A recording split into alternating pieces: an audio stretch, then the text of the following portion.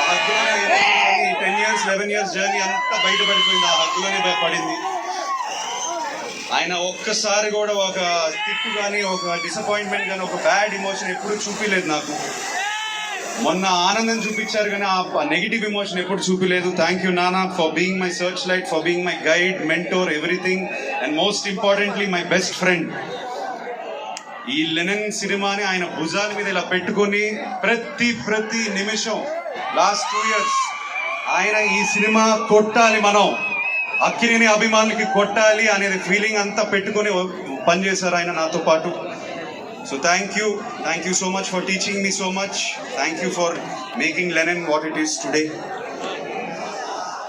ఎవరినైనా మర్చిపోయి ఉంటే ఐఎమ్ సారీ, చీటీ రాసుకున్నా మర్చిపోయి ఉంటే నన్ను.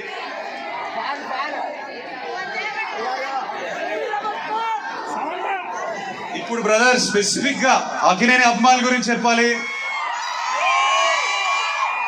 ఏమో బ్రదర్, నేను ఏం చేశాను ఈ జన్మ పోయిన జన్మ కానీ నన్ను ఇలా ప్రేమిస్తున్నారు, ఇలా నమ్ముతున్నారు నన్ను.